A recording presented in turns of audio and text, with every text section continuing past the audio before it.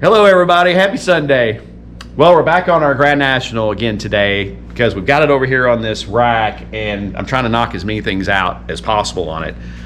Now, just an update, we got our new fuel tank on, fuel pump, filter, we did our oil change. Everything's working great right now.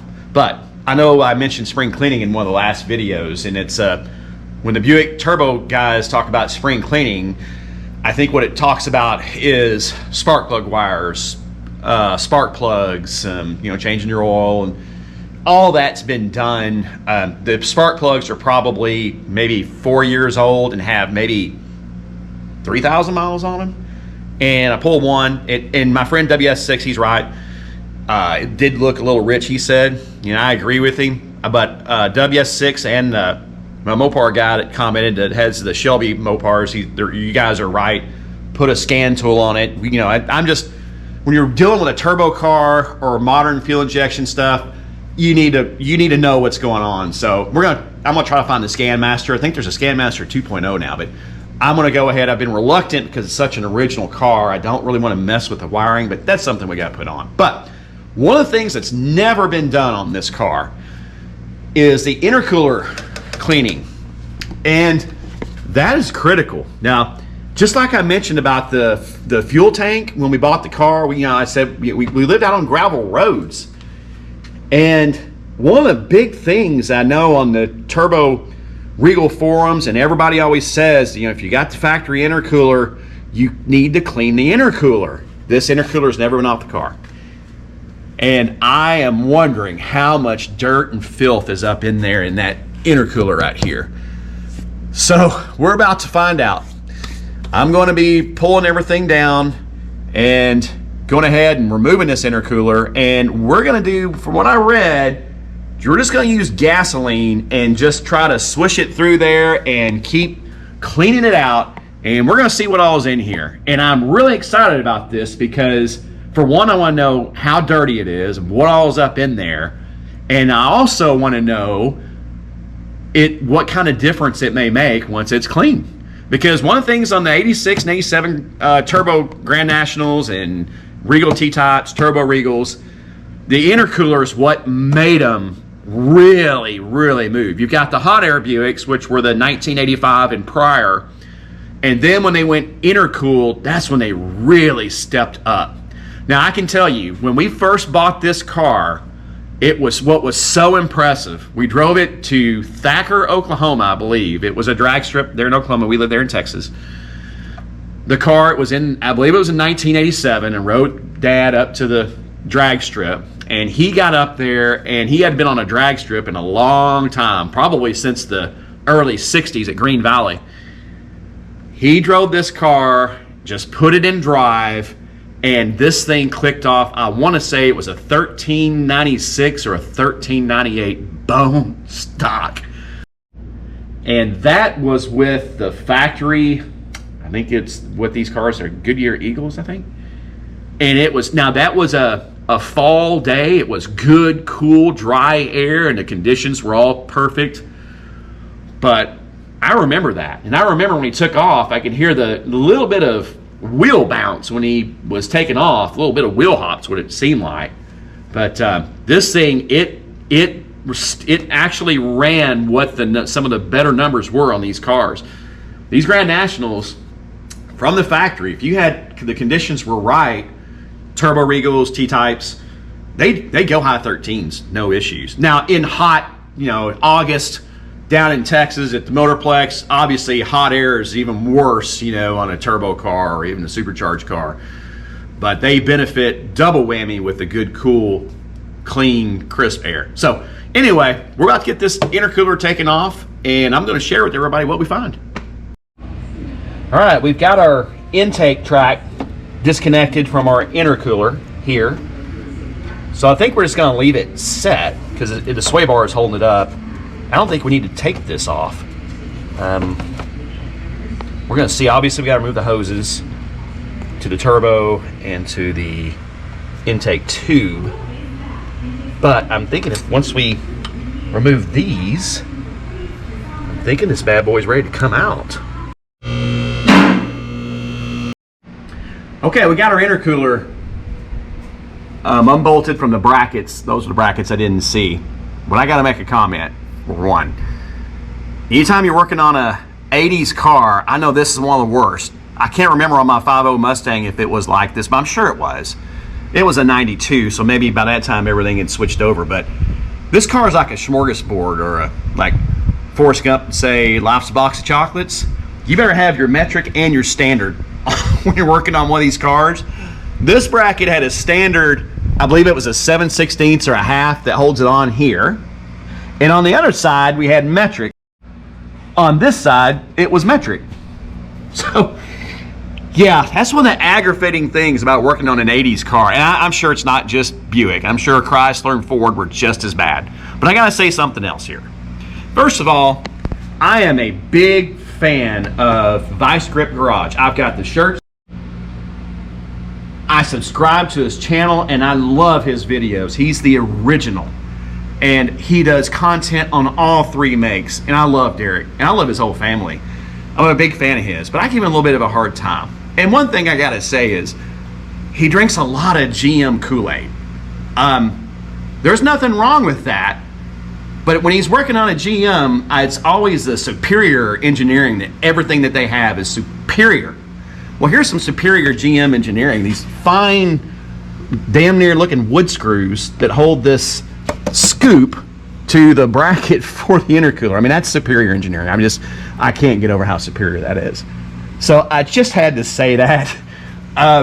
You know, I work on all three, and I'm probably more known as a Mopar guy, but I'm gonna call them Mopar. Mopars have plenty of problems, especially with their stupid wiring systems. Oh my gosh, among other things.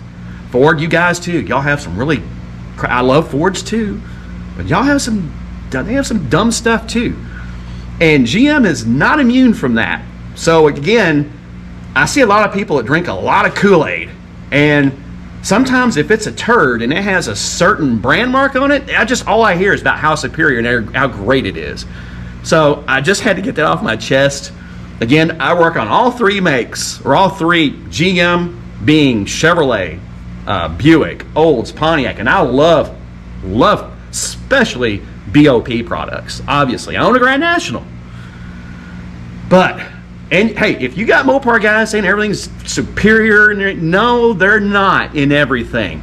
That's why I'm changing over to a coilover suspension on my Cuda, because I just don't like the torsion bar suspension. Some Mopar guys are going to tell you how great it is. But anyway, I went off on a rant. I had to say that. And again, I love Vice Grip Garage, and Derek, you're wonderful. And I just had to get that off my chest.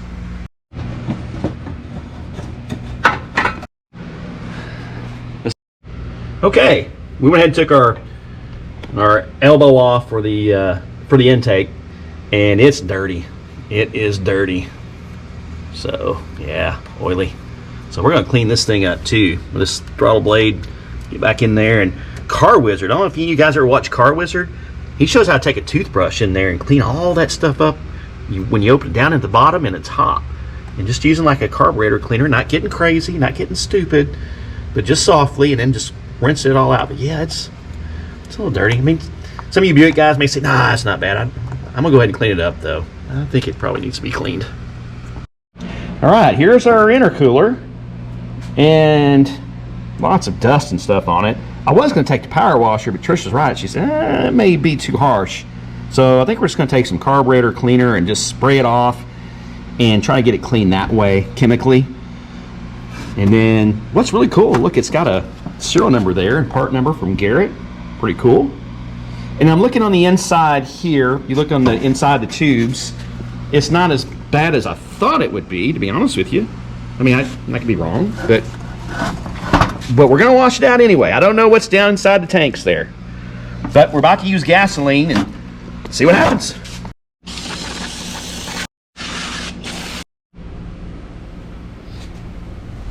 Okay guys, so I didn't know, I definitely didn't want to use my pressure washer on this to hurt the fins, but I was trying to figure out what to use to clean this thing. Basically it's got just dirt all over the coils.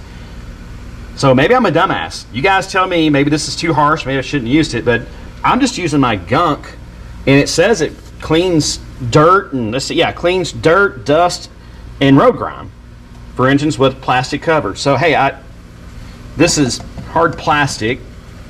I'm using this. I'm gonna rinse it off with some hot water. You tell me, am I being a dumbass? Should I not do this? But I'm gonna see how this kind of works. Then we're gonna get into putting gasoline down here. One thing, I thought I was gonna use diesel first, because I use it sometimes to clean a lot of bolts and fasteners, but nah, don't want to do that because it's oil based and obviously it would attract dirt. So we're going to use gasoline. Again, you tell me if that's the wrong thing to do, but let's see how this works. So I just washed it off, rinsed the gunk off, and hopefully I got most of the dirt off of there. We're going to see, but it rinsed off rather nicely. Now I was going to use gasoline, but I also noticed I had a full can of Seafoam.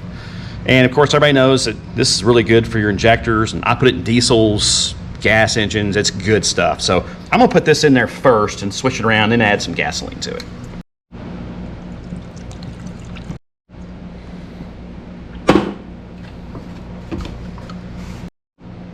Here's a little gasoline, ethanol free, thank you very much. Let's see what comes out. Well, can't really.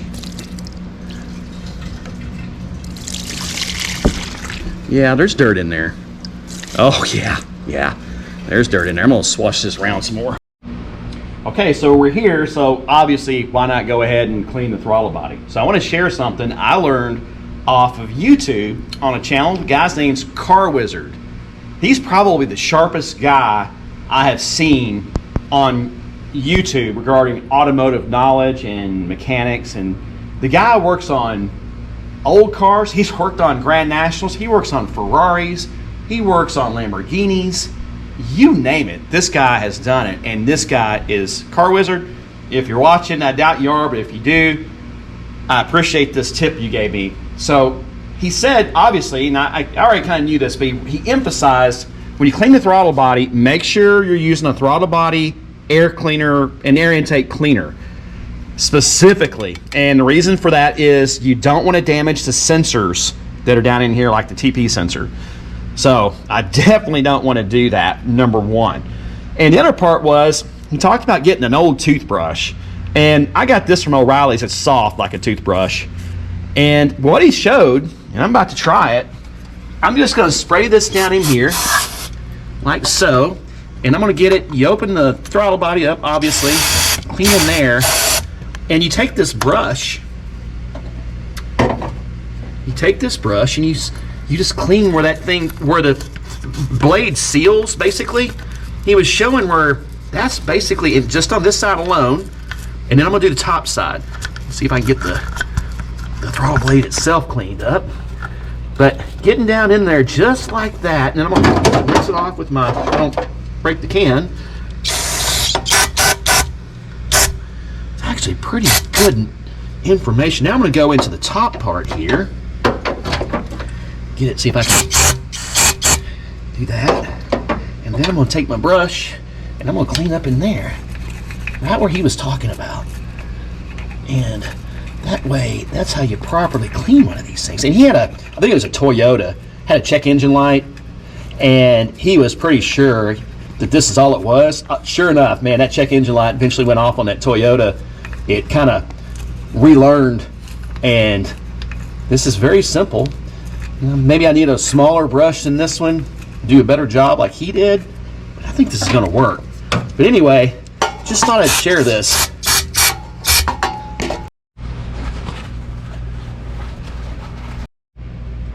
That's at least a lot cleaner than it was.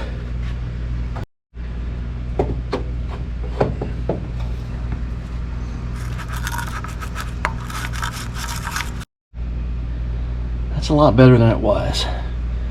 Okay. I'm gonna clean inside this tube as well. It's kind of dirty. Let's see what the other side looks like. Yeah. Oh yeah. We're gonna clean inside this as well.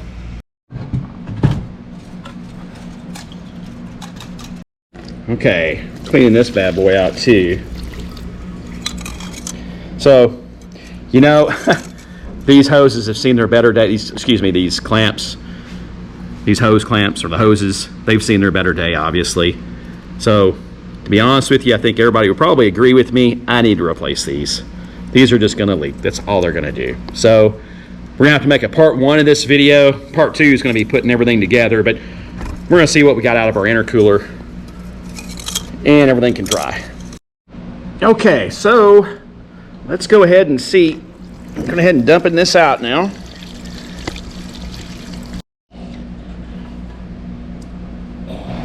Well, unfortunately, that's going to stop our video for today because I can't in good conscience put the intercooler back on with these old clamps, old hoses. I think it's pretty obvious I need to change them out. Let me know in the comments. I was probably going to call Kerbin. Kerbin does me really well. But if you know of a better place, let me know. GN1 Performance, I think, is who I got the chip and the translator from, was GN1 Performance. Great guys over there as well. So let me know who the best place and what is there an upgrade. These are obviously from the factory. Again, I just want this old girl maintained and running really well. And this is just about kind of, I don't want to race this car. I would love to get into the racing scene with my Grand National, but I want to take good care of it. So, that being said, we cleaned our throttle body. Thank you, Car Wizard, for teaching me a great way to clean that throttle body out, and the recommendation reminded me that you need to use the throttle body cleaner. So we got that cleaned out. We have cleaned out and flushed our intercooler. I tried to wash it off as much as possible. Again, I used the gunk and I put it in the sink, and I used hot water to try to clean the coils. I used sea foam and gasoline and sloshed it and soaked it and soaked it and sloshed it, drained it, and there was some dirty stuff came back out. So it was probably dirty living on those gravel roads back in those days. So I'm really excited to see how it's going to run after. If I may not notice a difference at all. I don't know. But it's something that should have been done a long time ago, and we're just now getting to it. So the throttle body was obviously dirty as well. It needed to be cleaned. So yeah, when we get those hose clamps back, we're going to put this bad boy back together, and then we're going to do a video. We're going to see how it runs. Have a great day, everybody.